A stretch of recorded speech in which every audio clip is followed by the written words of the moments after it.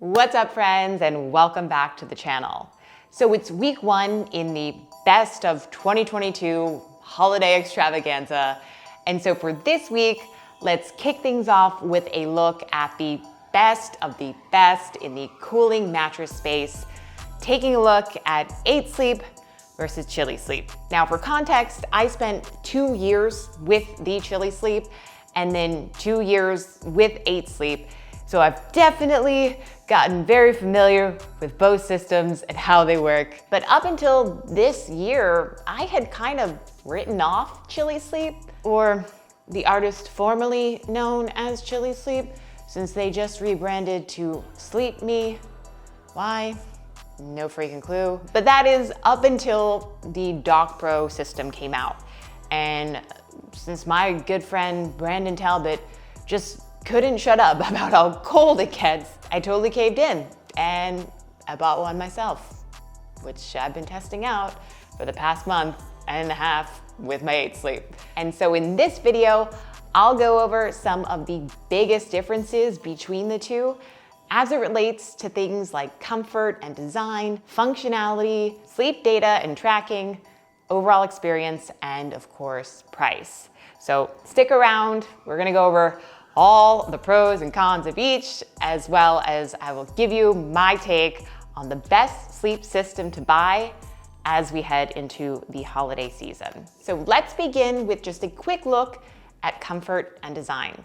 And if you've been following any of the announcements, you probably heard that 8 Sleep rolled out their new Pod Pro 3 earlier this year.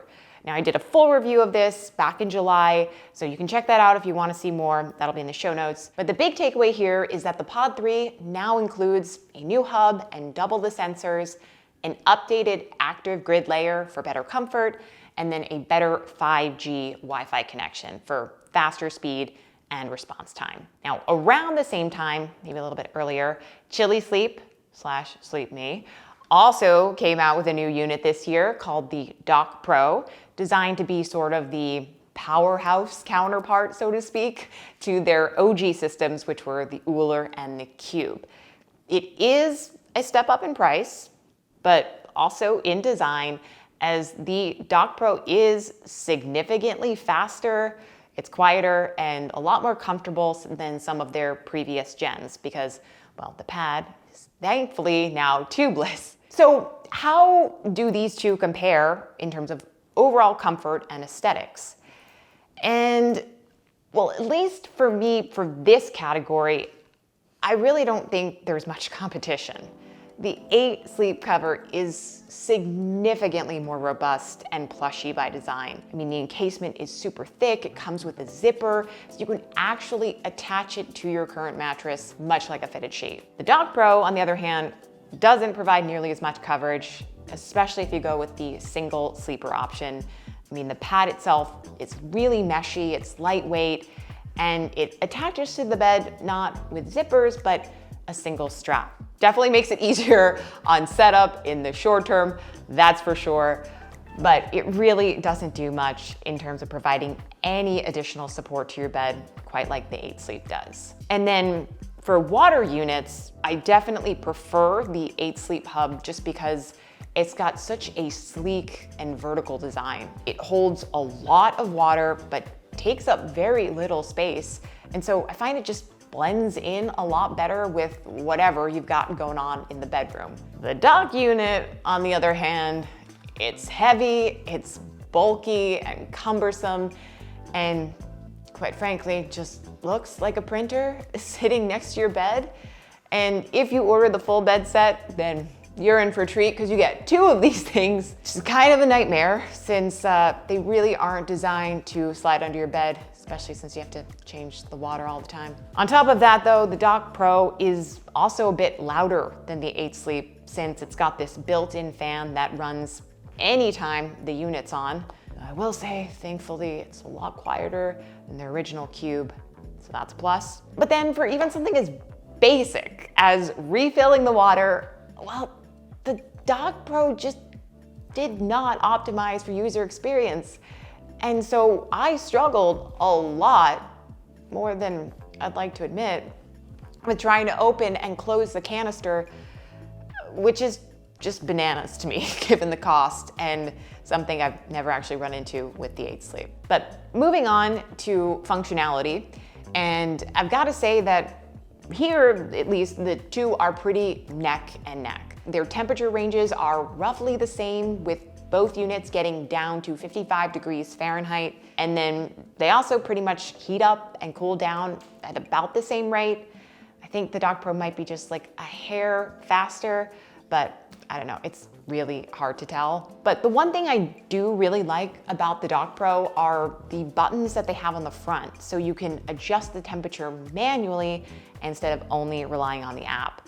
And so if you prefer having this kind of feature, or you have concerns over EMFs, maybe this is something to consider, because all of 8 Sleep's temperature changes do require you to use Bluetooth and the app. Now, that being said, 8 Sleep does certainly have a leg up when it comes to some other functions like autopilot mode and the built-in alarm clock, which is by far my favorite feature and is totally worth it to me.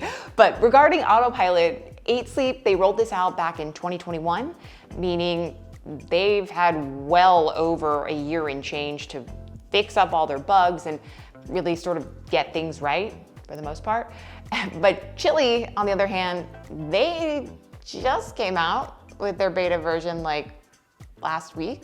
So it is still very much a work in progress, but you also do need to buy their separate Hyper AI tracking system in order to enable sleep tracking. It doesn't just come with the cover, and it is not entirely clear how these auto adjustments work, because they haven't asked me for user feedback, and it is definitely not apparent just going off sleep data alone. So we're gonna put a pin in that. We'll have to revisit that in a couple months. But for now, I think 8 Sleep is definitely a better bet if you're looking just to have proven consistency with autopilot mode. They've done it longer. I think they've done it better. Now, when it comes to the alarm clock, the built-in alarm clock feature, 8 Sleep, they give you a lot of options here. You can choose to wake up either hot or cold. Then you also have the choice to have vibrations or no vibrations. Now, for me personally, I am a big fan of the extra cold, extra vibration setting myself. The Dock Pro, though, you only have one alarm option, and that's heat, which, sure, this maybe works for some people, and I suppose it's definitely more in alignment with how your body's supposed to wake up naturally. But my God, it is a huge deterrent for me getting out of bed when my bed is nice and warm and toasty in the winter. And so without the vibrations, I also just sometimes can sleep right through this. So something to note, something to keep in mind. It's one of my favorite features, and I think 8 Sleep wins here. But turning to sleep data now, and before we get into the stats, I think we first should probably talk about the trackers, because with 8 Sleep, the tracking, it's actually built into the cover, and this is for both the Pod 2 and 3. It is behind a paywall, however, and so in order to access your data, it's gonna cost you another $15 a month for up to 2 people. Now, with the Chili Sleep, you actually have to buy a whole separate unit to get your sleep tracking. It's not in the cover, and so this Sleep Me pad that slides under your sheets, that's gonna tack on another $20 a month for 1 sleeper, or $40 for 2. It's also fairly small in size, only about a foot long, compared to getting a full cover's worth of sensors with the 8 Sleep. And I'm not gonna lie, I definitely am questioning some of the accuracy, because I've tried a bunch of these different sleep pads over the years, Bedit, Withings. I personally just never had a lot of luck with them, especially when it comes to data consistency. So there's that. But I did do a deep dive of my stats between the two devices over the last few months, and then compared those results to what I got from my Oura Ring and Whoop. And so here is a quick synopsis of those takeaways. And when comparing the data to the Oura Ring, well, both of the trackers were off by a lot on a couple of key metrics, including things like my deep, REM, and light sleep times. Now, we're talking pretty big averages here, and I was really surprised about that, but do keep in mind, Oura they don't take wake time into account for their breakdowns. So my guess is that some of the numbers were a bit inflated as a result, but still pretty big discrepancy nonetheless. But then for some other more basic stats like latency, Chili Sleep missed the mark by nearly 30 points, though it did get a lot closer to the Oura Ring on things like heart rate. It was only off by 2 points versus 14 with the 8 Sleep. Interestingly enough though, and maybe this says more about the Whoop's accuracy than anything else, but both trackers came very close on average to almost all of the Whoop stats, with the exceptions being latency and light sleep, with Chili overshooting latency and then 8 Sleep underscoring light by about 20 points each. So again, it's kind of a bit of a toss-up here as to which of these two sleep systems is more accurate. After all, I only had the Oura Ring and the Whoop to compare to, and well, we know their algorithms aren't perfect either. But I will say there's just a couple more things to mention about the trackers, some stuff I liked and didn't like, maybe things you can consider for yourself. So with the 8 Sleep, you don't get a full breakdown of your light, deep, and REM in terms of hours, you just get percentages, whereas with the Chili, you do. But then I found that the Chili sometimes does this weird thing where it breaks up your night into multiple parts. I found it really confusing. It made things really hard to analyze. Now, maybe it's a bug, but I don't know what's going on there, and I've never had this problem with the 8 Sleep. Taking all those things into account, let's move on to the last major factors, which I think are overall experience and price. And let me just preface this by saying that I think both units, the Dock Pro and the 8 Sleep Pod 2 or 3, they're incredibly effective at doing what they're designed to do, which is to regulate the temperature of your bed at night. But of course, we live in a day and age where it is no longer enough to just be good at one thing, and so we have to consider some of the other bells and whistles involved and how much they really matter to you when it comes to this type of investment. So here's what I'll say about the Dock Pro and all its pros and cons. On the plus side, the Chili/SleepMe, it does have a lower cost option for a single sleeper, whereas the 8 Sleep only covers your full-size bed and up. And we're talking like an $800 to $1,000 difference here in terms of price between a half queen Dock Pro and a full-size 8 Sleep. Again, depending on if you go with the 2 or the 3, the Pod 2 being a little bit cheaper. And so you'll probably save a little bit more money in the long run going with the Dock Pro for just one person. That does start to change if you share a bed, and we'll get to that in just a sec. But another thing I think the Chili does well here has to do with EMFs. So unlike 8 Sleep, the Dock Pad, it's completely wireless, and it even has a manual option to control your temperature through the machine instead of just the app. That being said, you will lose out on a couple of core features like sleep tracking and autopilot mode if you decide to just ditch the app and go completely EMF free. But it is an option for those who want it because, well, unfortunately, we just haven't seen an airplane mode come out of 8 Sleep yet. Hopefully soon. But then the last thing to point out is that when it comes to some of your overnight temperature adjustments, you do get significantly more options with the Dock Pro. Under the planner section of the SleepMe app, I mean, you can create as many temperature changes as you want up to every minute of every hour, whereas with the 8 Sleep right now, well, you're maxed out at 4. So the Dock Pro wins for me definitely on things like price, at least for single sleepers, the EMFs and manual adjustments, but it kind of misses the mark on a lot of other things like comfort, size, sound, sleep tracking, the built-in alarm, and autopilot mode. So it's those factors